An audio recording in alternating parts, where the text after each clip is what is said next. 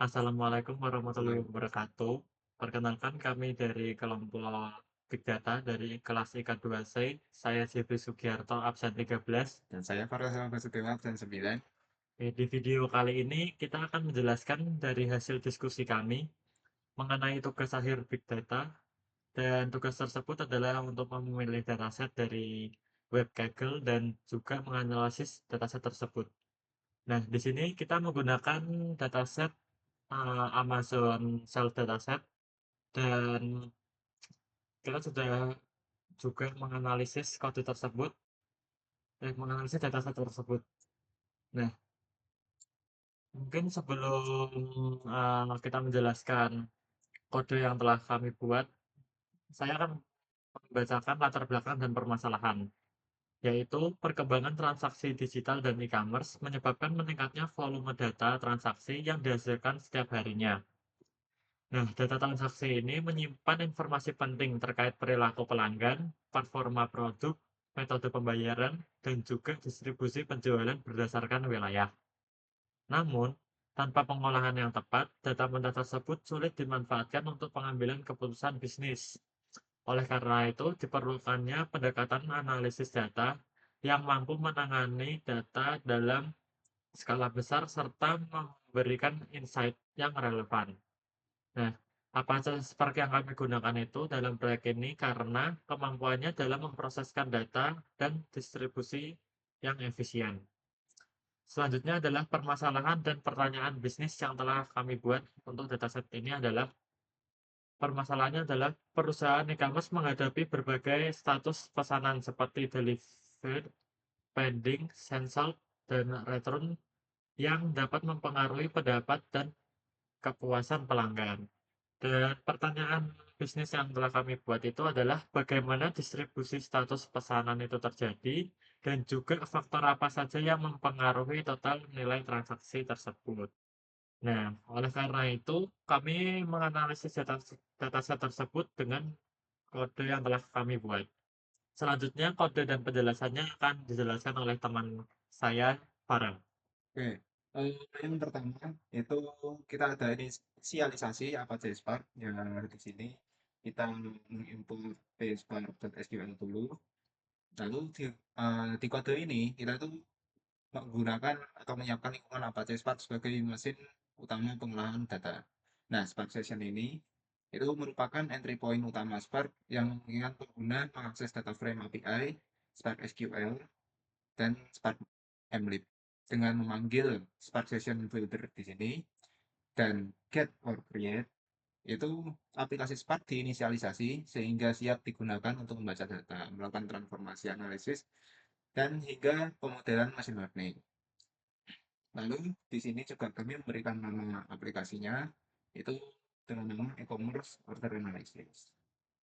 Nah, selanjutnya untuk bagian penjelasan dataset itu kita memiliki fitur-fitur yang pertama order ID, terus order date, customer ID dan customer name, product name, kategori, brand, quantity, unit price, discount, tax, shipping cost. Terus sebagai targetnya kita ada total amount dan payment method. Lalu fitur lainnya ada payment method, order status, city, state, dan country. Lalu di sini kode ini berfungsi untuk membaca file CSV-nya.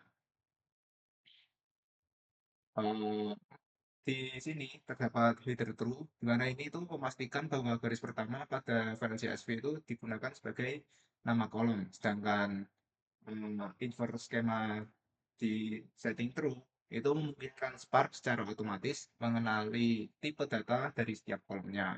Nah, proses ini itu menghasilkan sebuah Spark data frame yang menjadikan objek utama dalam seluruh analisis datanya. Masih aku. Lalu selanjutnya ada pemeriksaan struktur data. Nah, di tahap ini dilakukan untuk memahami struktur data yang digunakan dengan dengan memeriksa skema dapat diketahui tipe data dari setiap kolomnya, seperti numeric, string, atau tanggal. Nah, pemeriksaan ini penting untuk memastikan bahwa kolom numerik itu dapat digunakan dalam perhitungan statistik dan pemodelan machine learning yang akan kita lakukan, serta untuk mengidentifikasi kolom yang perlu dilakukan konversi tipe data. Nah, lalu untuk penjelasan selanjutnya akan dijelaskan oleh teman saya Jeffrey. Oke, selanjutnya adalah eksplorasi data. Nih, eksplorasi data ini dilakukan untuk memahami karakteristik dataset secara umum. Proses ini meliputi pemeriksaan jumlah data, contoh isi data, serta statistik Deskriptif. deskriptif pada kolom numerik seperti nilai minimum, maksimum, dan nilai rata-rata. Nah, tahap ini itu bertujuan untuk mendapatkan gambaran awal pola pola awal data dan juga mendeteksi potensi permasalahan seperti nilai ekstrim atau distribusi yang tidak wajar. Nah, menggunakan kode ini itu dapat menghasilkan order status itu ada 5 dan juga jumlah dari data dari retro, ship, sensor, deliver, dan pending ini di sebelahnya ini. Yang selanjutnya itu adalah kode untuk mendeskripsikan quantity, unit price, diskon, tax, dan juga shipping cost, serta total amount. Ini sama seperti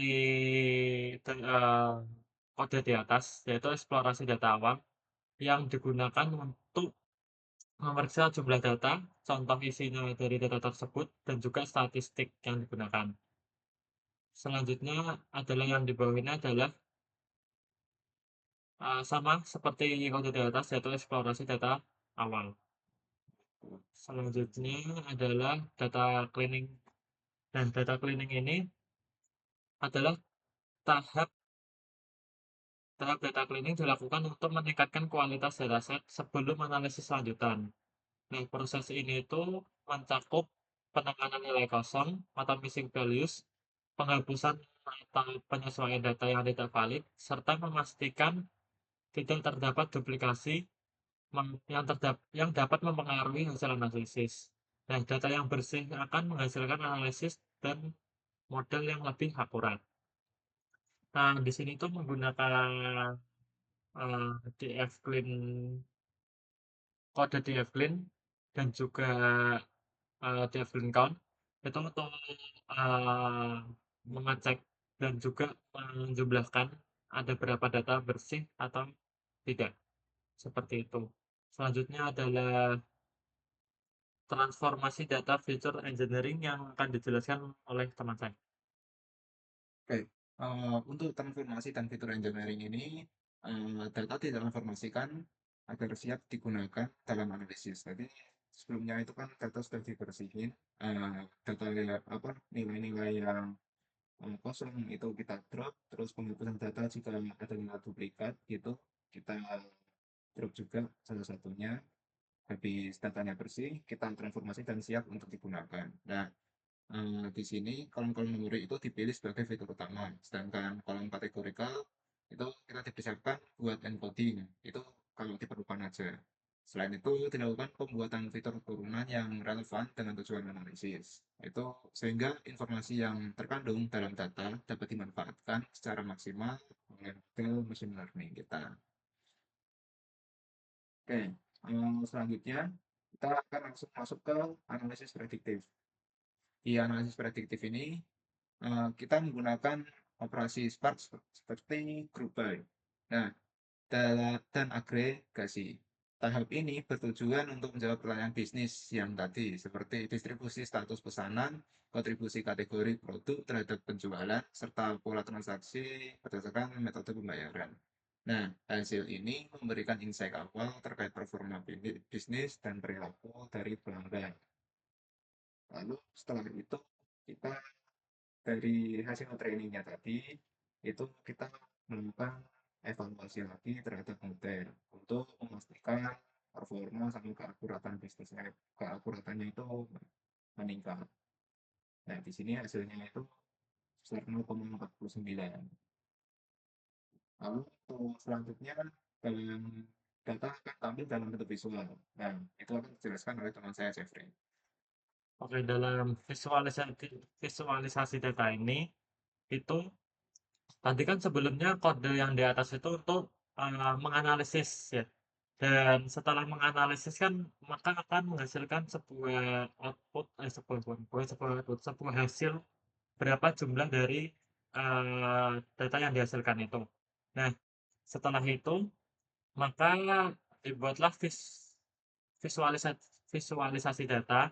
Ini berguna untuk mempermudah sebuah pengguna atau pelihat itu membaca sebuah data dengan menampilkan gambar yang telah dibuat ini. Nah, visualisasi data itu untuk mempermudah interpretasi dan juga data dari Spark Data Frame ini dikonversikan ke Pandas Data Frame agar dapat divisualisasikan menggunakan Matplotlib. Nah, visualisasi seperti diagram batang di atas ini itu digunakan untuk menunjukkan distribusi status pesanan, hubungan antar variabel numerik, serta kelola transaksi secara keseluruhan. Nah, visualisasi ini yaitu membantu pembaca atau pengguna itu menyampaikan insight data secara lebih intuitif. Selanjutnya adalah kesimpulan dari Percobaan kita. diskusi yang telah kami laksanakan oleh dataset ini.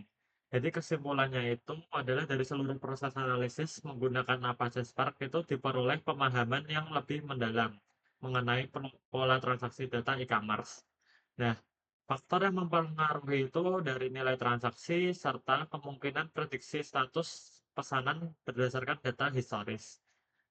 Dan juga Apache Spark itu terbukti mampu menangani proses analisis dan pemodelan data secara efisien, sehingga cocok digunakan dalam skenario pengolahan data berskala besar seperti dataset yang kami gunakan. Jadi sekian dari hasil diskusi dari kelompok kami. Mohon maaf jika ada tutur kata apa kesalahan yang telah kami sampaikan. Kami ucapkan terima kasih dan assalamualaikum warahmatullahi wabarakatuh. Waalaikumsalam.